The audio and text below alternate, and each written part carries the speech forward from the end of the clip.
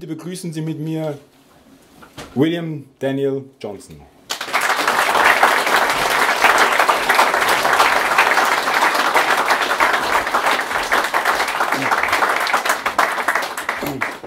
Thank you. I'm happy to be here. My name is William Johnson, and I'm chairman of the American Freedom Party, which is headquartered in New York. It is America's nationalist political party. It's headquartered in New York, but I live in Los Angeles, California. And I live in a beautiful area, a big farm where we have persimmons. Persimmons, I guess it's kaki fruits. It's a conical fruit like this, and it's orange and it's beautiful. Well, right now it's harvest season, and I should be at my home picking all the fruits, but I'm not. I'm here. Also, I'm a lawyer, and I was asked by the Japanese government to speak to JETRO, the Japan External Trade Organization, yesterday, but I can't be in two countries at the same time. I picked here to speak because you're a more important crowd than persimmons and more important crowd than international trade, and the issues we're talking about are more important. Thank you very much. Thank you. So, I'm going to be speaking entirely in English, and then Tom Sunik will translate at the very end. So if you don't understand what I'm saying, you can go to sleep. But if you do understand, you have to stay awake. But the most important part of my curriculum vitae is that I have been happily married for 35 years and I have 5 children. Now, thank you. And I am here to give you my perspective from the American experience about the future of Western civilization. Now, we all know that we know what happened yesterday. We know what's happening today. But we don't know what's going to happen tomorrow. But for the first time in my adult life, I feel good and positive about the future of Western civilization. I think there are some trends that are really good for us. Now, we know that change doesn't happen in a matter of years. Change doesn't happen in a matter of decades. Change happens over the course of scores of years. And we're about to see a dramatic change because cultural Marxism has had a hold on us for the last 60 years. But the anti-family, anti-Christian, anti-moral philosophy of cultural Marxism is waning because we are beginning to succeed. And I believe that the Donald Trump administration is going to be the mark of a new era for Western civilization. Now, for most of my life, the purveyors of Western civilization have been promoted what was popular, and we were unpopular, they were popular. But Donald Trump is doing a few things that is countering that. 3 things in particular. The first thing is he's taking positions that are unpolitic, that are unpopular, positions that politicians do not take. And in fact, one of his watchwords is, we must drain the swamp in Washington, D.C. We must get rid of the establishment politicians. And that's a good thing. But the second thing is even more important. When he takes these unpopular positions, the media, the left, the right, the Republicans, the Democrats, they all come down and they say, oh, what you're doing is bad, and they criticize him. In fact, Europe criticizes him. Japan criticizes him. Every country criticizes him. What does Donald Trump do? He doesn't apologize like politicians do. He doesn't explain it. He doubles down, he gets mad, and he attacks. And he gets a stronger position. That is different than any politician we've seen in my lifetime. And then the third point is that he goes around the mainstream media to reach the general public. He does this by Twitter. So those are 3 very important things that shows that we're getting a hold of our future. Now, I want to bring up 2 examples of how I think cultural Marxism is losing its hold and its popularity on America and all of the West. The first example I want to talk about is Hugh Hefner, the founder of Playboy magazine. He died about 1 month ago. And for most of my life, Playboy magazine, and what it stood for was the hip, popular thing to do. Selling of female flesh to the public was deemed to be popular. And if you were opposed to that, you were a Christian fanatic, or you were a prude, or all of these type of negative connotations. But now you had Hugh Hefner die, and there's a maxim that says, you do not speak ill of the dead. But let's look at what some of the mainstream pundits have been saying about Hugh Hefner when he died. He said, they say, Hugh Hefner was nothing more than a pimp. He was a man who bought and sold women to other men. His business acumen was to make the selling of female flesh respectable and hip. And he destroyed the lives of countless numbers of our daughters and sisters. We never would have heard this type of criticism of him just a few years ago.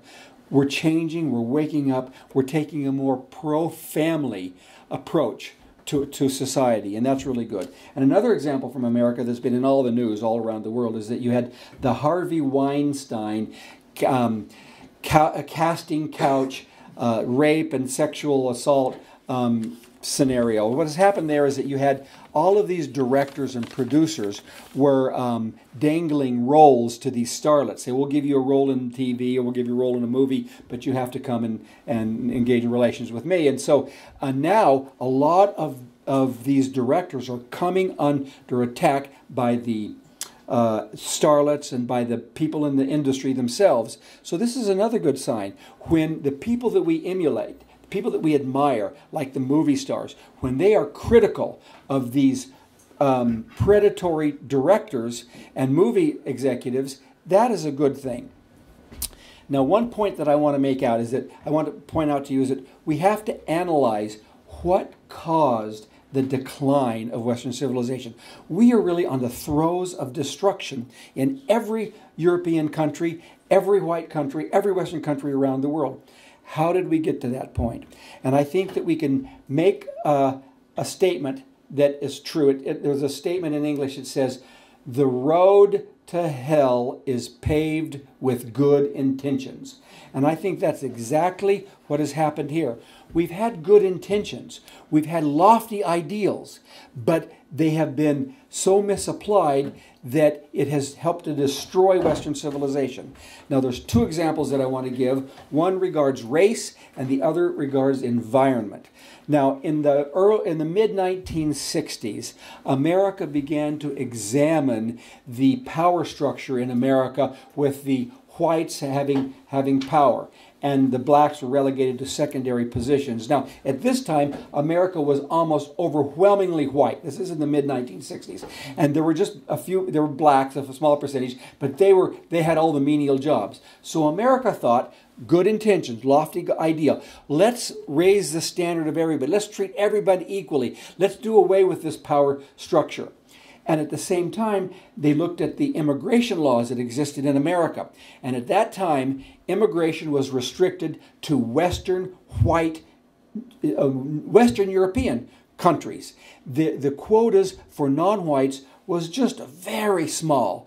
And so then America thought, well, we should treat everybody equally in that regard.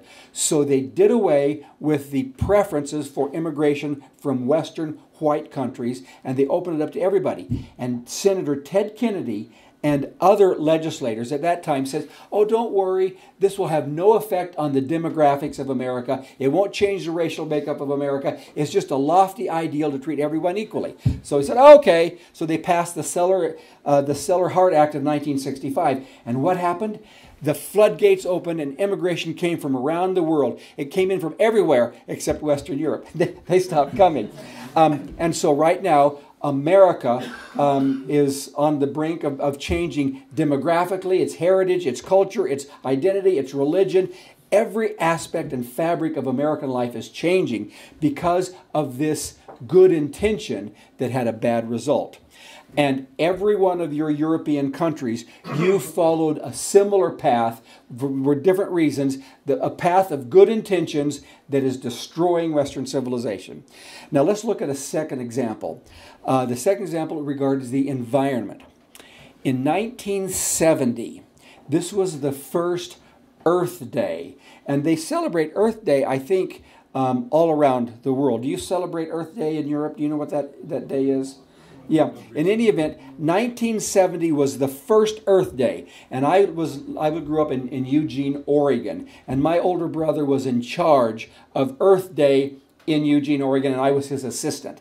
And we wanted Eugene, Oregon is a very environmentally minded city, so we really liked to support the environment. Well, Eugene, Oregon embraced the environmental issue so much that they thought, well, having too many children is bad for the environment.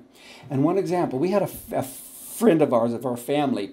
He was a professor, a young professor at the University of Oregon. He was tall and Scandinavian, and so was his wife. The wife was very tall too. And they had, get this, they were young, and they had 6 children at this time. So you guys keep that. This was a young family with 6 children. And she came to my mother in tears. She says, I cannot go to the University of Oregon with my children to have lunch with my husband because all of the students, all of the professors, all of the staff, they criticize me for having all of these kids. And these kids were tow-headed and well-behaved and wonderful kids. But she couldn't go on campus because they said, you are bad for the environment by having too many children. And so that was the unintended consequence of supporting the environment. We all want to support the environment. We all want to help lift up every people. But we cannot have unintended consequences destroy our society.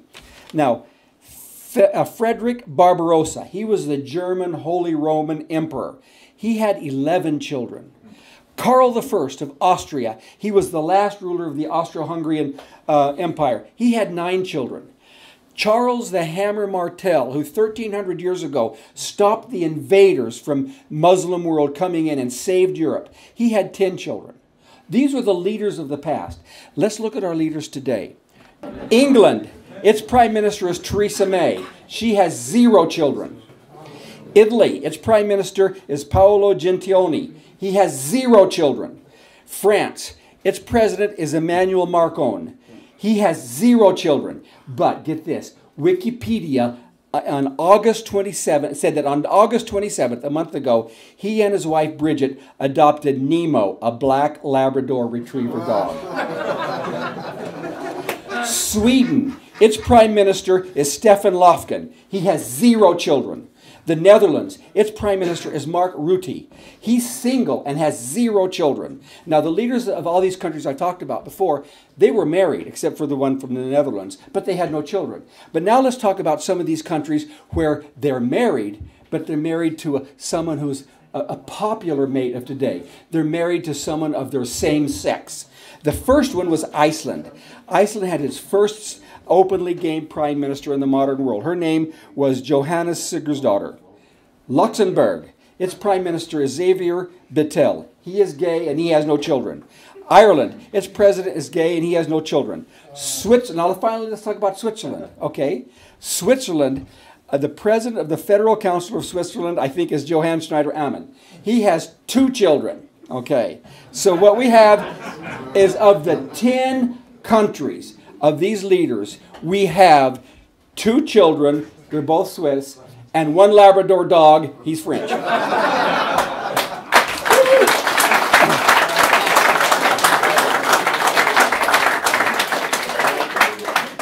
So the facts speak for themselves. The core of a strong society is a strong family. These leaders that do not have any children, they do not have a family, they can't lead the country, they can't change the direction of our suicidal tendencies that are destroying ourselves. Leadership is a man's job, and the man who is married, who loves his wife, who loves his children, and who cares about the future for their sake, those are the type of leaders that we need. We need men who are married and have children. And you Austrian president, this Sebastian, whatever his name is, you listen to this. You hear this, because he's not even married. He's been dating the same girl since age 18, and he's young, but he has no children. He should get on the board and start having children. Okay, now that's the man's role. But now let's look to see what the women in our movement have been doing. There's one example I want to mention. There's a woman in America by the name of Ayla.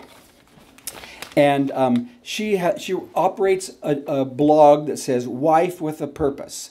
And she's a stunningly beautiful, blonde-haired, blue-eyed gal. And she describes herself as follows, and I quote it: "I am a former feminist and social justice warrior who found Christ and became a traditional mother of 6 children.